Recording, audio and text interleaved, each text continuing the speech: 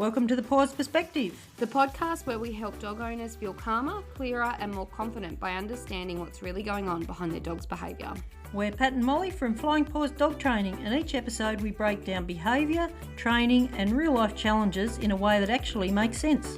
From puppies and adolescents, breed traits and everyday training struggles, we focus on working with your dog's instincts, not against them. Whether you're trying to prevent problems before they start or you're feeling stuck and not sure what to do next, you're in the right place. So grab a coffee, clip on the lead, and let's get into today's episode.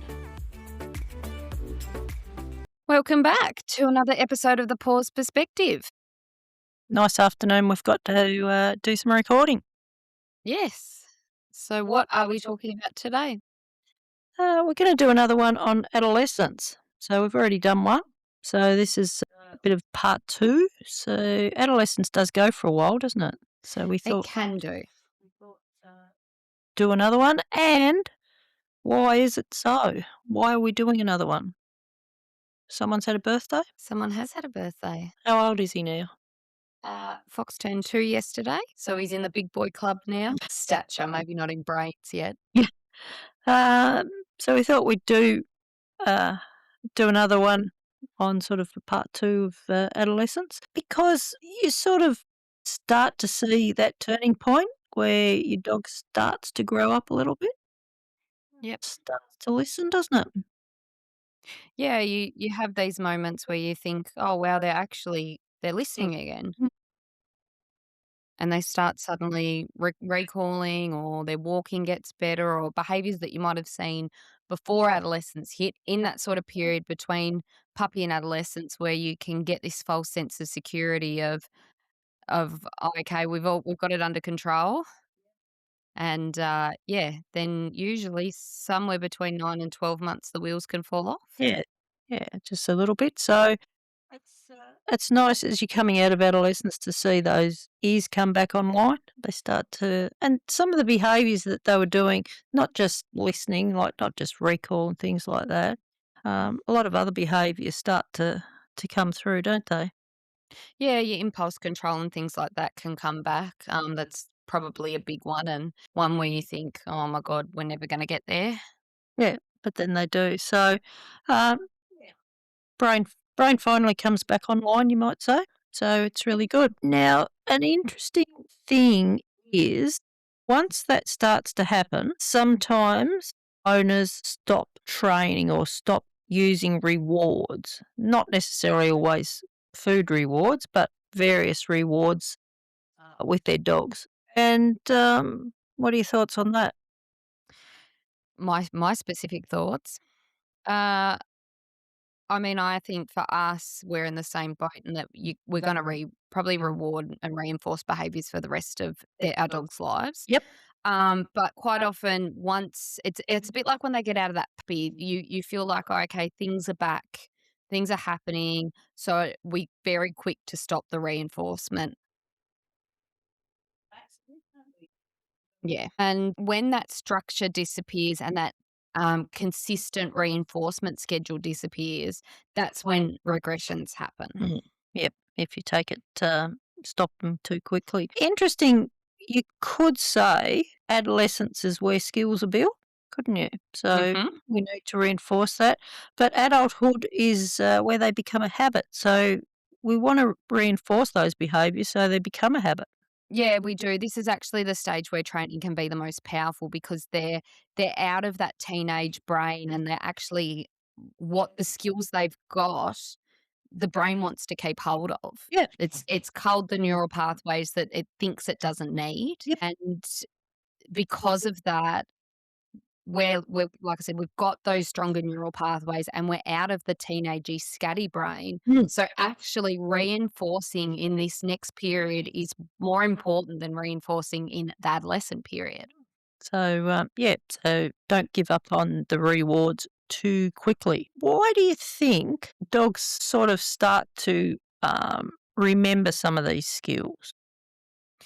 Well, as we just touched on, their brains have caught up in their development. It's a bit like when teenagers go through adolescence, that all of a sudden at 18, 19, 20, all of a sudden some of these things start to come back and they remember their manners and they remember, all these sorts of things. Um, they're more capable of emotionally regulating. Yep. Their That brain, yeah, their brain is not as quick to fire off. And the reinforcement history is finally paying off. So that yeah. consistent last 2 or so years of, yes, you get rewarded for this with whatever it is that you find rewarding, actually starts to you reap the You reap the benefits. yeah, reap the yeah, so it's important to be consistent, and keep moving through. Sometimes, I guess 2 years can feel a long time, but in the scheme of a dog's life, it's not that long, and it's setting them up for what we want in the future. So, why do you think, um, adolescence can be a bit dramatic? Like, what do you think, are your thoughts on, why it can be chaotic? Especially Hormones. Yep, Hormones is the biggest one. yep. Um, And they change from puppyhood to adolescence? yeah, well, they turn into teenagers. Yeah, It's like, it's again like human teenagers. You start to see a lot more dramatic behaviors. You see a lot of tantrums that might not have been happening, for lack yeah, of a better word. And it is just their hormones and their inability to self-regulate. yep, yep. You see confidence spikes, Yep. the boundaries, risk-taking, Yeah. and when you think about it, all those sorts of things are just like human teenagers. Yeah, and like human teenagers, sometimes you just see some really dumb stuff. Some stuff that I think, and I've seen it with Fox, maybe it's a boy thing, I don't know, but you see them do things and you can see them after they do it go, "That wasn't very smart." Yeah, yep, which is pretty much like when you're a teenager, you do silly things, so, yeah. But a lot of this comes back to impulse control, sorry, not being fully developed yet. Yep, that's, exactly right. So they're big enough to get into trouble, but maybe not quite mature enough to make some of the good decisions that we want them to. Yeah, I think that sentence sums up Fox Yeah. in the last 6 to 12 months. Yeah, but he's, as we said, he's starting to make some good decisions now, so you can see that. He is, and I was only thinking, yesterday when he was doing puppy class, he has had the foundations, I don't wanna say drilled into him because that's awful, but he does, on average, 3 puppy classes a week. Yep. So he has had those basic skills. Mm, He's been doing those for 2 constantly. years. Yeah. Yeah. Yeah, so and same with the next level up for puppy to pro, he's been doing that fairly consistently for Mm, 2 years. So those foundation skills have set him up. Like, he came to a meeting with us this morning and he just laid under the table. yeah. Yeah. He moved and one point and I was like, "Oh, that's right. You're down there." Yeah.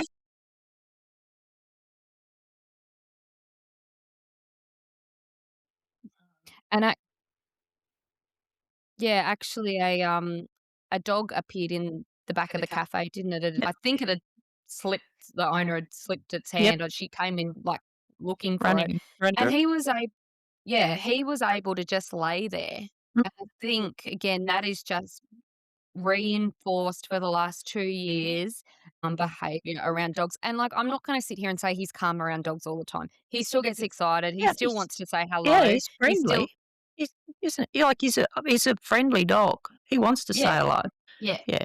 He makes good choices. But I think because he hasn't been allowed to say hello to everyone he wants for the last 2 years, and we saw it on Saturday when he said hello to a dog at the end of, our adventure walk that Yep. he hadn't said hello to before. He'd only seen her once beforehand.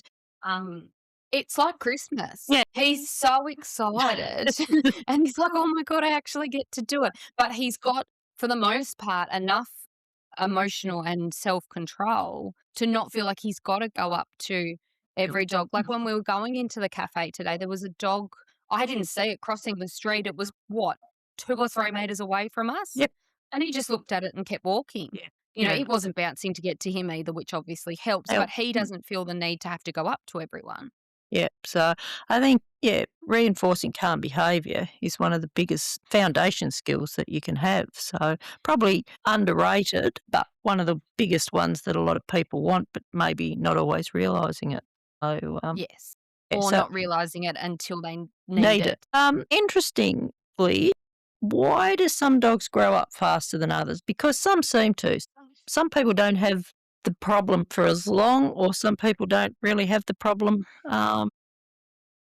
I think there's a lot of things, and I think this comes back to our legs framework. We talked a lot about the learning side of it up until this point, but genetics is a big part. Mhm, Genetics in breed and genetics in temperament. mhm. Um, breed is going to be a huge thing. Like some of the bigger dogs are going to be younger dogs for a lot longer. Yep. Charlies and Uh, labs can be young dogs until they're when 4. when you're thinking about it, just going back to the big dogs, that can be a problem because they're so big, you think they're Mm. an adult dog, and a lot of people say that, "Oh, I forget they're still only pups because they're so big," but they actually, yeah, can take longer. Well, when we were out with a client on was that Thursday, and Fox was saying a nice little hello to their dog, and she asked me how old he was. This was right at the end, and I said, "Oh, he was 2, about to turn 2," Mhm. and she was like, "Oh, he's only a baby," and I think it feels like I've had him for a long time, but he is. He's only been alive for 2 Yeah, years. which isn't very long when you He think about doesn't even know what COVID was. it. No. Yeah, so, and often small breeds, um, going back to size, small breeds, often mature a lot quicker. They mature a lot quicker and they're easier to handle. Mm, In the fact that not always easier to handle, they still have some of the same, big feeling problems, but yep, they are not gonna be as pulling on the lead yep, for a lot of people because, a Maltese Shih Tzu or a Cavoodle versus a German Shepherd or a Golden Retriever is bit different. a bit very big difference. The other thing, I suppose, is whether we've got a working line, a show line, or just bred for a pet home. Yep. And we've talked about this on other podcasts that they are a general guideline, Yes. not a definite indicator. Yep. Murph is more a working line breed. Zan is a show line, and Fox is a pet Pet home. home Yep. bred. Um, and Murph would probably be a terrible working Yeah. dog. Zan is definitely more, if someone had to guess, not off his looks, off his personality, a working line, Yep. and Fox pretty much fits his mould. Yeah, it does. But the more working lines as a general rule are going to need more mental stimulation. Yeah, yeah, because they're bred to do, a lot of work or a lot of physical work, mental work for a long times. Yep. Yeah. Um, But this means they can be immature for a lot longer. Yep. yes, yeah, definitely. And yes, some dogs are adults in 1 year, and some you've still got teenagers for 3 or 4 years. So they're all different, aren't they? I think you've still got a teenager and he's about to turn 8. He's definitely a teenager sometimes. And I think He's starting to slow down a little bit now. He doesn't have the cranks like he used to as much. no. And although him and Fox were running around being idiots the other day, so Oh, yeah, they were too. yeah. Yeah. So he was doing more of the standing though. Fox was doing more of the running. So he might Mm. be where Zen usually does the running and someone else stands. So he might be Might have to changing at slip the some Red guard. Bull into his water. What was that? Might have to slip some. Oh gosh, I don't know about that. Oh, I don't think we've got to worry about Fox getting the zoomies. They last for about 5 seconds. that's Although funny. the ones he got the other night where he was running around, Yeah, they went for, a yeah, good minute or so. It yeah, was a long stint for him. yeah. Then he was knackered. He Mm. didn't move for about an hour. No, no. What sort of behaviour changes do you see? Do you think when they start to mature? Well, you see them starting to choose to settle and settle more naturally in situations where they might not have always settled. Again, we probably should say this is a general Yeah, guideline. This is not what everyone's going to see. There is less consistent chaos. So, for the most part, the zoomies and things like that will start so to, I was going to say, been running around the house, have you? They do just have a better ability to relax. which again, yeah, just consistency, and that switching off is a big one. Want a dog that can switch off. Yeah, and I think the other thing you see, which we touched on briefly at the start, is a dog that is more capable of thinking something through. They're not just acting on impulse. Yep, yep, yeah, and that is a big one. You can see the brain actually starting to process things and thinking about it instead of just, yeah, as you said, reacting, so that's quite a big one, yeah. Yeah. So what sort of behaviours do you think, are still happening when adolescent ends? Not everything, disappears, does it? There's still behaviours that happen. You're talking about problem behaviors or what we might deem as problem behaviors. And I suppose this is the ones that we'll often hear do they, well, if I can talk, are they just going to grow out of it? Will they just grow out of it? And often the answer is no.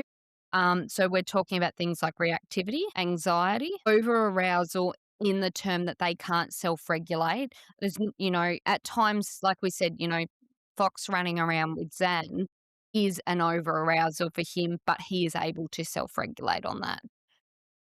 Whereas if you've got a dog that's triggered by, say, I don't know, other dogs, Mhm. and they're not able to settle afterwards for a couple of hours, a couple of Yeah. days, that's not just going to go away. No. And environmental sensitivity, so they could be environmental contrast, it could be cars, it could be bikes, it could be other dogs, it could No. be people. Yeah, yeah. So, yeah, you've still got those sort of problems, and again, that's where, training still matters. Still gonna work through those things, but, yeah, you don't it just doesn't magically fit. If your dog's a little bit anxious, yeah, when it comes out of adolescence, it's not magically going to be fixed. So, I think it's something to think about with those sorts of things. It's interesting once you sort of get into adulthood or young adulthood, often you start to get the dog that maybe you wanted. Maybe that when you bought that pup, you had a picture in your head of what was going to happen. And sometimes through those adolescent times, you don't get that. But once they start hitting adulthood, maybe you do end up with the dog that you wanted, don't you? Yeah, and I think, when we talk about this, I always think there was an episode of, you've probably never watched it much, but Modern Family, where Claire talks about having, who's the mum in the show, teenagers, and she said, like, when they're babies and kids, she said, it's like sending a rocket to the moon. She said, those early years, you're in constant contact, they need you, they rely on you, which is a bit Yep. like having a puppy. They Yep. they actually want that. They need that from you, that, "Am I doing this right?" They're wanting that, and then when they hit the teenage years, she said that's like going around the dark side of the moon. She said you lose contact, you've got no idea half the time what they're thinking, what they're doing. But she said at some point they're going to come back round and they're not going to need you necessarily as much as they did when they're babies, but they are back in contact. So, yeah, I think I've always thought that's a good way to think of dogs as well because Exactly the same. and that bit where they're on the dark side of the moon and everything's hard, it is really hard because you don't know always what they're going to do. Sometimes they were this reliable little puppy that came back every time you called or could walk past something without freaking out or getting excited. And then all of a sudden, you don't know what they're going to do. You don't know if that's going to cause a reaction, if it's not going to cause a reaction. And you start to second guess the dog. Yeah, yeah. And you don't know when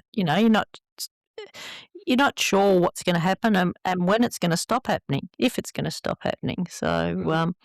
yeah, so it's good once, yeah, you sort of start to get through that, adolescent period. Um, you go, "Oh, well, this is, yeah, what I wanted." They're a little bit more predictable, aren't they, Yeah. with some of their behaviour? Um, they're often a little bit more emotionally stable. They've got that self-control a little bit more than they did have. They like working with you, or, walking with you. If you're doing any training, they like doing that sort of stuff with you. And, yeah, you sort of start to feel you've got a bit more of a connection, don't you? Yeah, you do. Yeah. It's a good time, good time. I guess, what sort of advice, because you've just been coming out of it, what advice have you got, or have you got any advice for people that are still in the middle of adolescence? Now you're sort of, heading out out of adolescence? What are your thoughts? It does pass, which, it Yeah, doesn't always feel like it's going to. It's a bit there are times where you can't see the wood for the trees, I think, and you think, "Oh my god, this is never gonna end," and, like, 12 months ago, 2 felt so far away. You know, and in the big scheme of things, he hasn't been a bad teenager in inverted commas. He's been fairly easy. We have had a few little hiccups and a few little issues, but they haven't been big problems like I've experienced or other people have experienced. But it does just feel really hard at times. yeah, yeah. And it's okay to acknowledge it's hard Oh, too. yeah, Um, I think the other thing is that consistency does matter, even if you feel like it's not working. I think, you need to work this is where sometimes people might need to have professional help and sit down and go, "Is what I'm doing not working, or do we just need to keep persisting?" yeah. And that's not, that's not necessarily saying that you need to just push through. No, Because it might be you need to change depending on what's happening on the day or what's happened the day before or, any of those sorts of things. But at the end of the day, if you can be as consistent as possible, it's going to make the guidelines for life easier for our dogs. you've got your boundaries and you're just being consistent and creating a routine, and that helps our dogs. So, Yeah. structure. And I think yeah, that's what I was gonna say, that the structure helps our dogs regulate. If they know what's going on for the most part day to day, we had last week, my mum and dad were away and Fox's days down here were swapped, and I could see by the end of Friday where he would normally be at home, he was a little bit like, okay, I'm tired. Like, this is not normally how things go." He still coped okay, but even Murph, who's nearly 11, was like, "I just wanna go home." It's like, "Sorry, buddy, you can't yet." Yeah. So, yeah, it is that's where the structure, uh, is predictable for them and they know what's gonna happen. And it's a bit like us, we all like to know what's gonna happen in our life, so if they know what's coming up and what's meant to happen, it helps them understand what's going on, so that's always good for them. And don't give up on training. Don't give up on those rewards. But like you said, if you do, sometimes it might just be a little tweak of changing things. So if you do need professional help, there's always someone here to help you. And sometimes it might be just saying, "Yep, you're doing the right thing. Not a problem. You've just got to keep putting along, isn't it?" Yeah, it is, and I think, even just things like might have had 10 border collies before, say, and this one's slightly different. We've Yeah, talked about this before, but or you've never, I've never had a border collie before. We've had well, she was a rough collie, or rough collie cross, but he's the only herding breed really that I've lived with. And my experiences up until then were mostly a little bit of Riley and Tanner, but mostly Zanny. And I couldn't put anything that I've done or, done with you with Zan into Fox because they were so different. Not that I went into it going, "I'm gonna treat him like Zanny," but probably more in that, like, having to work out, okay, well, how does he like to be rewarded? And not just necessarily like, I know it's food, like, food is his top tier everything. He will prefer the food at the moment to be thrown rather than just come out of my hand because it's more fun. fun. So, looking at all these different things and working out how you can be fun in these teenage years. Yeah, yeah, it's interesting, isn't it? So, yeah, that's your piece of, well, you got more than one piece of advice there from you. Got a few pieces of advice from you about what to do. If you're still in the middle of adolescence, they're good pointers, good tips for people that Yeah. are in them. Anything else you want to close on having a adolescent dog? Just about out of it? I think that relationship is the biggest thing.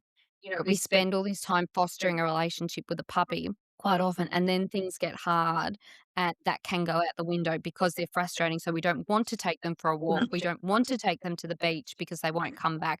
We don't want to go outside and play because they won't give the toy up or, whatever Whatever. it is. Um, that then your relationship could slowly chip away. And there were days where, like, fair dinkum, I could have just, like, I probably could have done more than put him in the bin at times. But if you let that be your relationship, that's what you're gonna get out of your Yeah, relationship. and they're definitely worth a lot more than that because they are the best company you can have once you get through the awkward adolescent stage.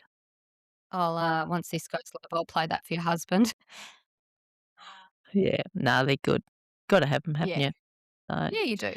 just just a little bit of time in their life where they're a little bit challenging, but as adults or as humans, I guess, at times we were probably a little bit challenging for our parents as well. So, I thought you were perfect. yeah, well, I am, but I just wanted to make everyone feel good.